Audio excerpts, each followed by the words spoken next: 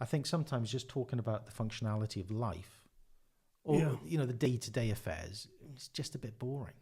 Yeah. Do you know what I mean? It's like, well, we're all on a journey. Why aren't we talking about it? Yeah. Why aren't we talking about time, the passing of life, the historical journeys that our families have made, or the direction of travel, which is, ultimately death and rebirth, if that's what you think or not, But I don't know. I just find that more interesting.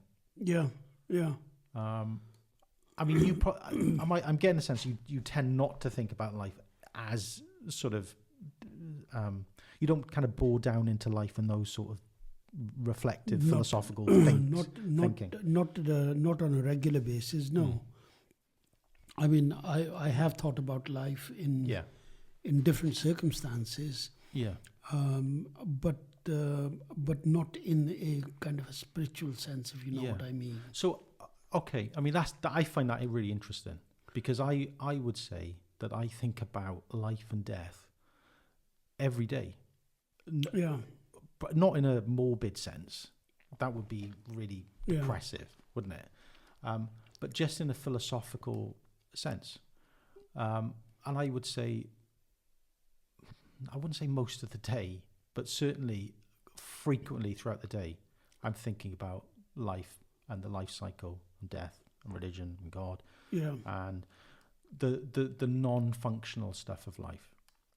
And part of that is personal development, personal growth, and inner reflection and inner work, and transmuting negative energies or feelings or anxieties or anger or whatever it is, or processing something joyful. What is it about that has been, really uplifting?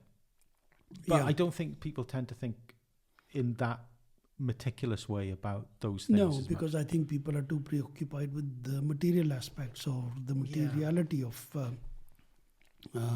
what they want out of life, because they're too self-centered and I mean, you're right. Too aspiring materially. Yeah.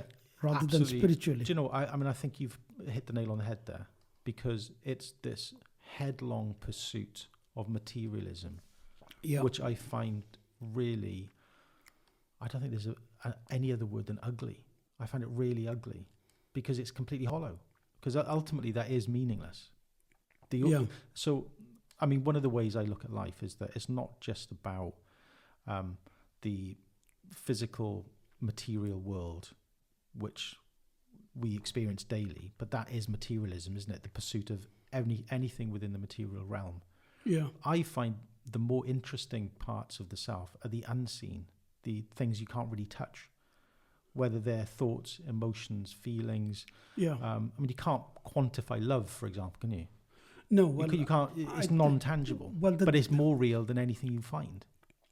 Well, the good thing about the intangibles, shall we call them? Yeah, I like that. Intangible concepts. Intangibles. The good thing about intangible concepts is that once you start having a sense of them, and you start having a feel for them and of them, they are far more rewarding. Yeah. Spiritually, right?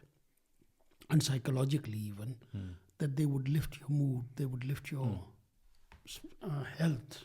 Yeah. They would lift your well-being far more than any material gains that you might make.